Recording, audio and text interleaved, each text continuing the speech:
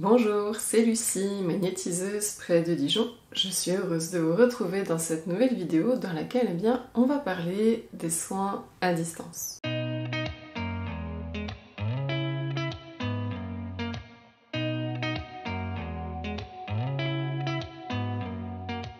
Donc les soins à distance, c'est un thème que vous m'avez déjà demandé en commentaire il y a un certain temps, et là je fais passer un vote, et c'est la thématique que vous avez choisie, et donc c'est le thème du jour. Les soins à distance, déjà, une première chose que je vais poser, c'est par rapport à l'utilisation du pendule. Le pendule est fréquemment utilisé dans les soins à distance. Je sais que vous êtes nombreux à le lire sur internet, à le faire, à le pratiquer.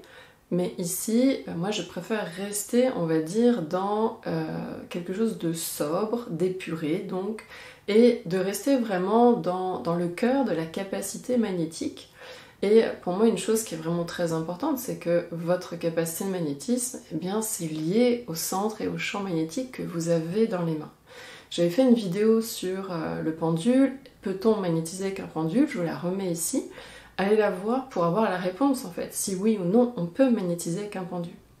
En tout cas ici, c'est pas dans cette vidéo que vous trouverez, on va dire, des conseils sur l'usage du pendule dans vos soins à distance. Là, je vous renvoie vers les personnes qui sont radiesthésistes, qui sont, on va dire, expérimentées, sachant dans ce domaine-là. Donc ça veut dire que le pendule, eh bien, c'est pas un accessoire indispensable pour faire des soins à distance. C'est juste un accessoire qui va vous permettre, on va dire, de mieux décoder ce qui se passe, de mieux donc déterminer là où il est nécessaire de travailler au-dedans du corps de la personne, mais c'est pas un outil en soi pour faire des séances de magnétisme. Et personnellement, je n'utilise pas du tout le pendule. En tout cas, les fois où j'utilise, c'est tellement rare que cela ne mérite même pas d'être évoqué.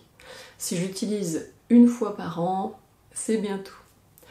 Donc maintenant que j'ai précisé tout ça, eh bien on va vraiment rentrer dans le cœur des explications par rapport à comment fonctionne eh bien, une séance de magnétisme à distance. Et du coup je vais commencer par parler de votre rayonnement magnétique. Donc ce rayonnement magnétique qui se dégage de la contraction de vos centres et de vos champs chiромagnétiques lorsque vous les mettez en tension. Vos champs chiромagnétiques, pour faire simple, je ne vais pas forcément redire à chaque fois vos champs et vos centres chiromagnétiques, les champs magnétiques, les champs chiromagnétiques, on va rester là-dessus. Eh bien quand vous les mettez en tension, quand vous les mettez en contraction, ils vont donc se compacter sur eux-mêmes et générer un rayonnement qui est donc votre magnétisme. Au sein de ce rayonnement, on a donc deux grands éléments. On a une partie, c'est une sorte de lumière magnétique chaleureuse, et l'autre élément, eh bien, ce sont des ondes magnétiques. Et pour les séances à distance, eh bien, on va se focaliser uniquement sur la dispensation de vos ondes chiromagnétiques. Alors bien sûr, même si vous travaillez à distance, le fait de mettre vos champs chiromagnétiques en tension au travail, vous allez forcément aussi rayonner de la lumière magnétique, mais cette lumière n'ira pas jusqu'à la personne. Mais comme cette lumière magnétique ne se déplace que de quelques mètres, eh bien c'est pas sur elle qu'on va compter dans nos séances à distance, on va donc se concentrer sur nos ondes magnétiques. Il faut imaginer, par exemple, si vous jetez un caillou dans l'eau et que la surface du lac est suffisamment paisible, vous allez pouvoir voir les ondes se propager à la surface du lac. Eh bien, c'est un peu pour illustrer le fait que lorsque vous rayonnez des ondes magnétiques, eh bien, elles viennent se propager bien dans le tissu, dans la texture, dans le substrat du champ magnétique terrestre, elles viennent se propager. Vos ondes chiromagnétiques sont omnidirectionnelles, donc à partir du moment où vous rayonnez votre magnétisme, vos ondes partent sur toute la surface de notre globe terrestre. Parce que ça, c'est un autre élément à prendre en considération. Vos ondes voyagent et peuvent aller sur toute la surface de notre Terre. Donc même si la personne est à plusieurs milliers de kilomètres de vous, soyez tranquille, vos ondes vont pouvoir aller jusqu'à cette personne. Et ceux qui sont d'ailleurs les plus sensibles en termes de ressenti énergétique, peuvent percevoir clairement l'arrivée de l'énergie au-dedans d'eux. Donc vos ondes chiromagnétiques, c'est la partie de votre magnétisme qui va aller jusqu'à la personne et qui voyage donc sur de longues distances et de manière extrêmement rapide. Vraiment en quelques secondes, la personne reçoit déjà vos ondes chiromagnétiques. Donc vous avez vos ondes magnétiques d'un côté et vous allez avoir besoin d'autre chose. Vous allez avoir besoin d'un objet connecteur. Pourquoi vous en avez besoin? Eh bien parce que vous avez besoin d'identifier clairement la personne à qui vous allez adresser votre magnétisme. Et pour ça, eh bien, par exemple, nos anciens, et d'ailleurs c'est encore pratiqué, eh bien on utilisait par exemple une mèche de cheveux. Pourquoi la mèche de cheveux? Eh bien tout simplement parce qu'elle porte l'ADN de la personne qui va recevoir le magnétisme. Et votre ADN, vous pouvez le voir comme un code de vie. Il y a la partie physique, l'ADN, que l'on peut donc observer, et il y a aussi la partie vibratoire au niveau de l'ADN. C'est ce qui se dégage de l'ADN, donc sur un plan vibratoire. Tout ça, c'est votre code de vie. Et ce code de vie, eh bien, il est distinct d'une personne à l'autre. Même si notre ADN est quasiment identique, eh bien, en tout cas, la probabilité qu'une autre personne ait exactement la même séquence d'ADN que vous est très peu probable. Du coup, eh bien, vous allez pouvoir être bien distingué sur un plan vibratoire aussi d'une autre personne. Ce qui fait que votre magnétisme, il va falloir le calibrer sur votre identité vibratoire. Alors je dis là, je m'adresse à vous, mais il va falloir que votre magnétisme, vos ondes magnétiques soient bien adressées, vibratoirement parlant, à la personne à qui vous allez faire une séance. Et pour que vous puissiez faire ce calibrage, eh bien vous avez besoin d'un objet connecteur qui va vous permettre de détecter la fréquence vibratoire, on va dire identitaire de la personne, et que vos ondes chiromagnétiques s'ajustent dessus. Donc à partir du moment où vous avez une mèche de cheveux ou une photo de la personne, où vous voyez bien son visage, son regard, ça c'est très important, nos ondes chiromagnétiques vont pouvoir capter à travers ce regard, à travers cette image, les informations vibratoires dont elles ont besoin pour justement opérer un calibrage.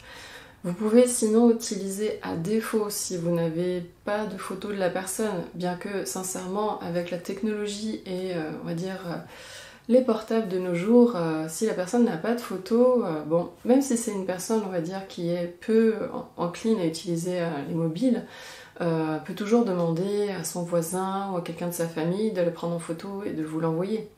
Donc vraiment, c'est le support le plus privilégié, la photo. À défaut, je disais, et moi j'aime moins l'utiliser parce que, on va reparler après un peu plus tard, c'est donc le nom et le prénom de la personne avec éventuellement sa date de naissance. J'aime moins utiliser ça parce que ça va aussi demander un peu plus d'effort à votre subconscient, à votre psyché pour venir identifier la personne. Donc à partir du moment où vous avez cet objet connecteur, eh bien, lorsque vous allez faire votre séance, vous allez regarder cet objet, regarder la photo, placer vos mains au-dessus de cet objet ou de cette photo, et donc si c'est un bout de papier avec le nom et le prénom et la date de naissance, c'est pareil, c'est comme si en fait vous alliez faire un soin en présentiel, sauf que là, vous allez faire le soin via ce support connecteur. Et une des premières choses que l'on fait, donc avant même de vouloir magnétiser la personne à distance, c'est de laisser le temps à vos champs chiromagnétiques et aussi à votre champ psychique d'établir ce calibrage. Donc pour calibrer correctement vos ondes chiromagnétiques sur l'identité vibratoire de la personne, déjà à la base, ce sera d'être recentré, d'être calme au-dedans de vous, et d'être juste dans cette intention de que vos ondes magnétiques, chiromagnétiques soient en accord, se connectent d'une certaine manière au champ vibratoire de la personne qui va recevoir le son. Donc concrètement, vous mettez vos mains, donc vos champs chiromagnétiques au contact, dans la proximité de l'objet connecteur, et vous restez présent à ce qui se passe, recentré, et vous laissez faire. Si vous avez juste par exemple le nom et le prénom, il va falloir vous concentrer un petit peu plus pour que votre subconscient fasse ce balayage, on va dire, dans toute la masse de la population et qu'il vienne aussi bien identifier la personne à qui s'adresse le soin. Parce que voilà, si vous avez un homonyme qui est né le même jour et que c'est une personne que vous ne connaissez pas personnellement, vos champs chiromagnétiques vont avoir du mal à faire ce calibrage. Donc ça va être là votre champ psychique qui va s'occuper de le faire. Et ce sera plus particulièrement votre subconscient qui va faire donc ce balayage psychique et chercher, détecter où se trouve cette personne qui s'appelle, voilà, de telle ou telle manière. J'ai pas dit aussi, mais forcément la voix de la personne va apporter sa vibration, son identité vibratoire. Donc si vous faites un soin au téléphone, encore mieux, si vous faites un soin en visio, vous allez donc naturellement avoir son identité vibratoire et pouvoir opérer ce calibrage. Donc à partir du moment où vous avez votre objet connecteur, vous pouvez faire votre séance à distance. Maintenant, ce qu'il faut quand même préciser, et c'est donc important de le dire, mais comme il n'y a qu'une partie de votre magnétisme qui va à distance, vos ondes chiromagnétiques, bien forcément, il y a moins de force magnétique qui arrive à la personne, donc il y a moins de puissance magnétique, on pourrait dire. Et donc, un soin à distance est moins puissant qu'un soin en présentiel.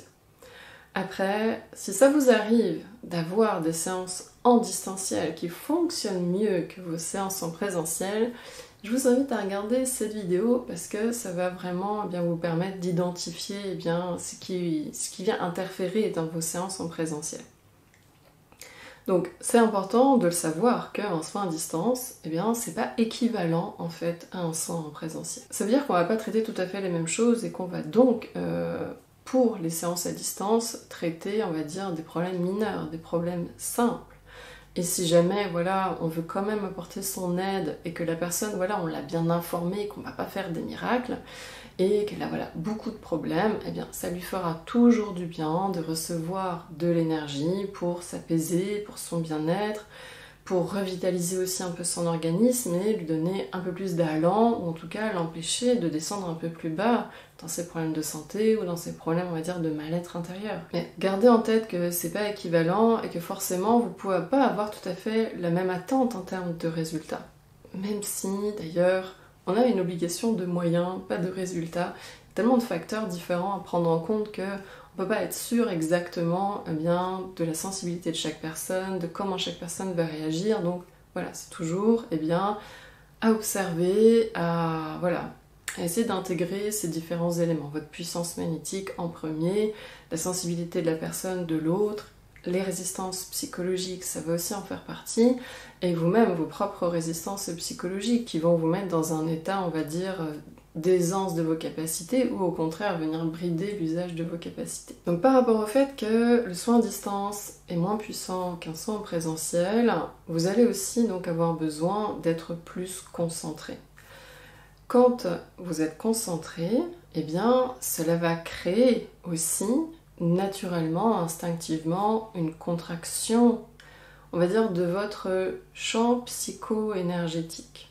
C'est, on va dire, un intermédiaire, pour faire simple. C'est un intermédiaire entre votre champ magnétique cérébral, le champ magnétique qui appartient à votre cerveau, et ça va englober aussi le champ du subconscient.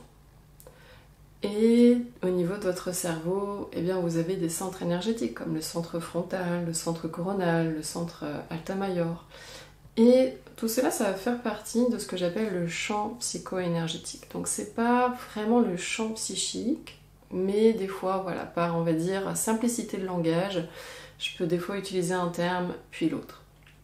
En tout cas, votre champ psycho-énergétique, il va générer des ondes psycho-énergétiques, mais on pourrait simplifier en disant des ondes psychiques. Ces ondes psychiques, elles se rayonnent à partir du moment où vous rentrez dans cet état de concentration. Une concentration énergétique, une concentration psychique, c'est le travail de concentration que je propose dans mes cours, dans mes stages.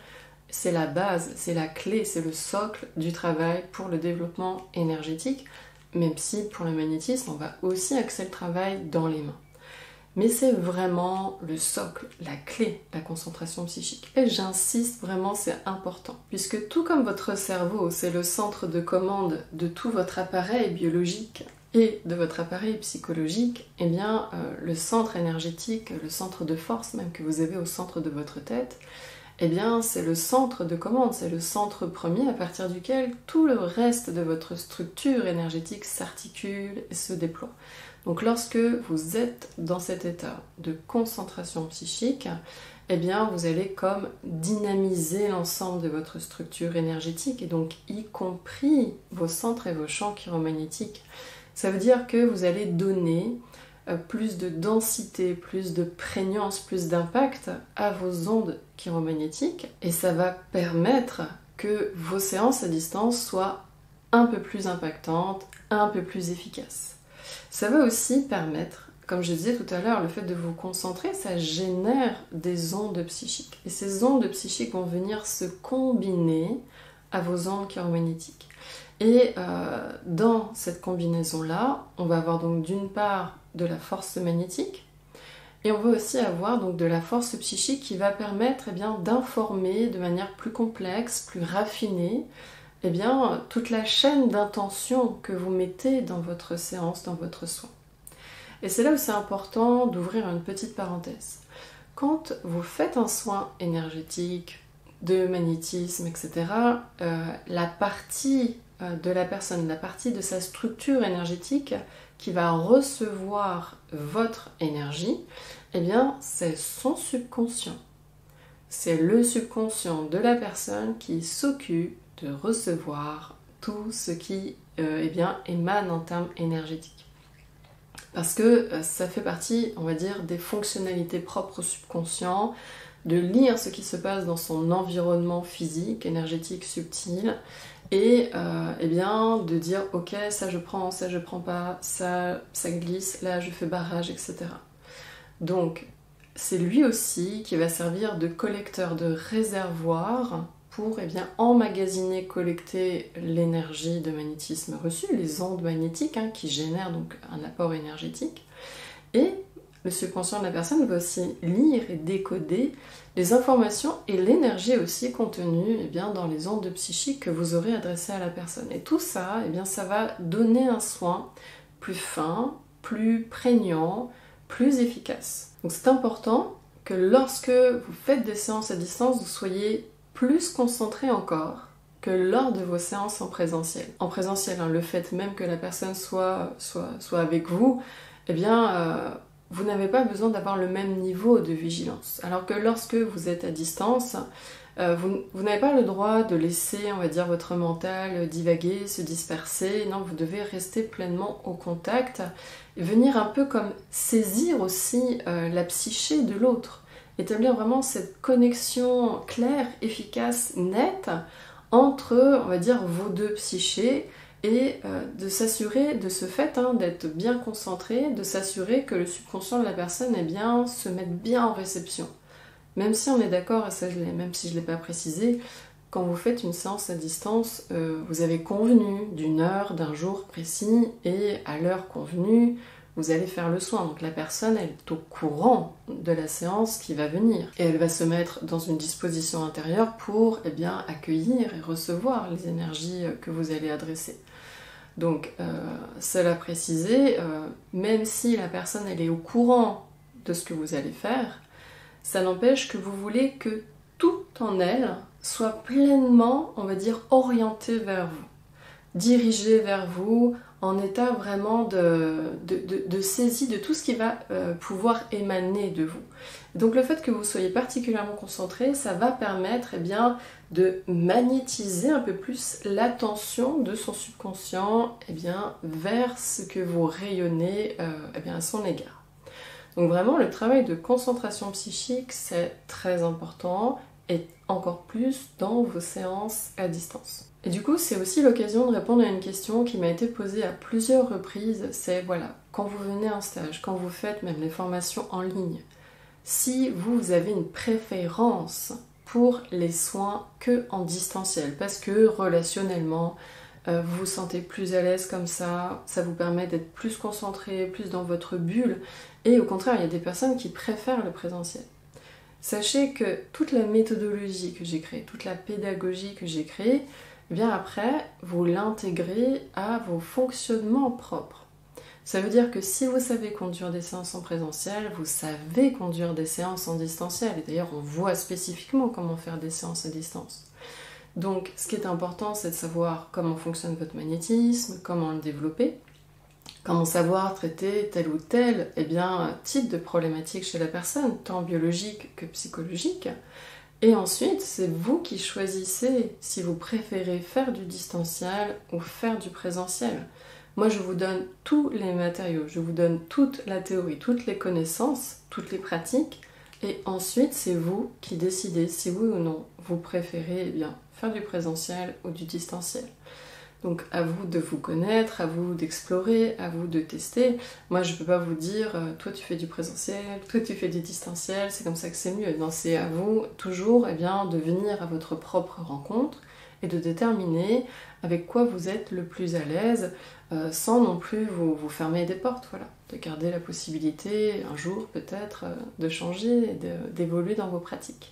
Donc le but de cette vidéo, c'est de vous apporter des éclairages, de la compréhension sur le fonctionnement du soin à distance, et bien sûr, on n'a pas vu le comment faire. Mais il faut savoir qu'entre une séance en présentiel et une séance à distance, c'est quasiment le même protocole. Et du coup, si vous voulez avoir une trame de protocole, je vous invite à regarder cette vidéo, où je vous déroule l'explication d'un protocole, et donc si vous prenez des notes, etc., vous aurez toute la ligne de travail à faire pour faire votre séance de magnétisme, et après à vous de l'adapter pour faire une séance à distance. Donc j'ai terminé pour cette vidéo. Si vous êtes toujours avec moi, je vous remercie de mettre un pouce levé, de partager la vidéo, n'hésitez pas à utiliser la section commentaires pour me poser vos questions, apporter vos partages, vos retours d'expérience, je suis heureuse de vous lire et je prends le temps de vous répondre, même si là j'ai un peu de retard, mais je vais résorber ce retard et venir vous répondre.